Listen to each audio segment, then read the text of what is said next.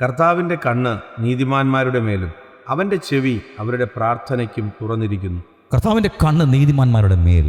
കാരണം കണ്ണിൻ്റെ കൃഷ്ണമണി പോലെ തൻ്റെ പൈതലിനെ ഈ ഭൂമിയിൽ സൂക്ഷിക്കേണ്ടതായിട്ടുണ്ട്. കാരണം ഒരു ദൈവ പൈതൽ ഈ ഭൂമിയിലായിരിക്കുമ്പോൾ വളരെ സങ്കീർണവും ദുഷ്കരവും കഠിനകരവുമായ ഒരു സാഹചര്യത്തിലാണ് ഒരു ദൈവ പൈതലിനെ കർത്താവ് ആക്കി വച്ചിരിക്കുന്നത്. ഒന്നുകൂടെ പറഞ്ഞാൽ ചെന്നായ്ക്കളുടെ ഇടയിൽ ഒരു കുഞ്ഞാട് എന്നതുപോലെ 10-15 ചെന്നായ്ക്കൾ ചുറ്റും നിൽക്കുന്നു, നടുവിൽ ഒരു കുഞ്ഞാട് നിൽക്കുന്നു. ഇതാണ് ഒരു ദൈവ പൈതലിൻ്റെ ഈ ഭൂമിയിലെ ജീവിതം. സ്തോത്രം. കുഞ്ഞാട് എത്ര ഷെൽട്ടർ ഉണ്ടാക്കിയാലും, സുരക്ഷിതത്വത്തിനായിട്ട് എത്ര വലിയ പാറകൾ കൊണ്ട് കോട്ടയുണ്ടാക്കിയാലും കുഞ്ഞാട് തന്നെയാണ്. കുഞ്ഞാട് കരിങ്കല്ല് കൊണ്ട് വലിയ ഒരു പാർപ്പിടം ഉണ്ടാക്കി എന്ന് വിചാരിക്കുക, ഒരു ചെന്നായ്ക്കും അതിനകത്ത് കയറാൻ കഴിയുകയില്ല. പക്ഷേ എപ്പോഴെങ്കിലും ആ കുഞ്ഞാട് വെളിയിൽ വന്നാൽ അത് പ്രശ്നമാണ്.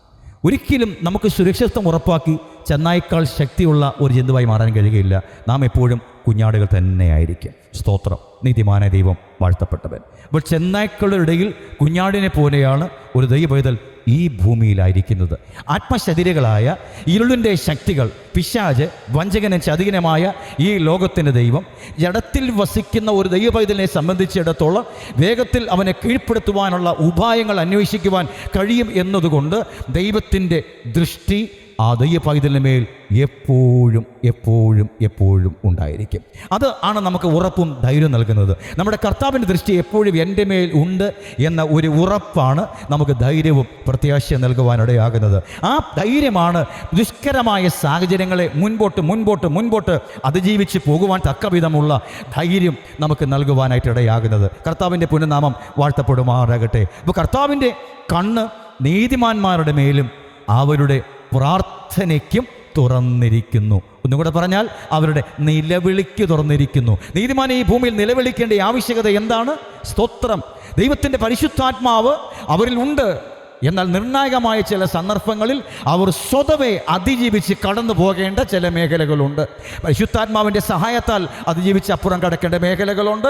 സ്വയഹിതപ്രകാരം, സ്വന്തം ഇഷ്ടപ്രകാരം അതിജീവിച്ച് അപ്പുറം കടക്കേണ്ട മേഖലകളുണ്ട്. അതിനെക്കുറിച്ച് പറഞ്ഞ പേരാണ് നമ്മുടെ പരീക്ഷാ കാലഘട്ടം. പരീക്ഷാ കാലഘട്ടം എന്ന് പറഞ്ഞാൽ ദൈവം നമുക്ക് ആത്മാവിനാൽ നൽകിയിരിക്കുന്ന വചനത്തിൻ്റെ പിൻബലത്തിലും ആത്മശക്തിയുടെ ബലത്തിലും നാം അവറ്റകളെ അതിജീവിച്ച് പോകുന്ന ഒരു മേഖലയാണ്. അപ്പോൾ നാം ചിലപ്പോൾ നിലവിളിച്ച് പോകുന്ന സാഹചര്യങ്ങൾ നമുക്കുണ്ടാകാം.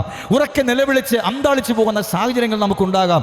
അവിടെയെല്ലാം ദൈവത്തിൻ്റെ കണ്ണ് തൻ്റെ ഭക്തന്മാരുടെ മേൽ ഉണ്ട് എന്ന യാഥാർത്ഥ്യം നമ്മൾ അറിഞ്ഞിരിക്കണം. ദൈവം നമുക്ക് വചനത്താൽ നൽകിയിരിക്കുന്ന ഉറപ്പായ സുരക്ഷിതത്വം വിശ്വാസത്താൽ ഗ്രഹിച്ച് അതിൽ ഒരു സ്ഥിരത ഉറവാക്കി ദൈവം നമുക്ക് നടത്തിവിടുന്ന പാതകളിലൂടെ ധൈര്യത്തോടെ മുൻപോട്ട് പോകുവാനായിട്ട് പരിശുദ്ധാത്മാവ് നമ്മളെ ഒരുക്കുകയും അതിനായിട്ട് സഹായിക്കുകയും ചെയ്യുമാറാകട്ടെ.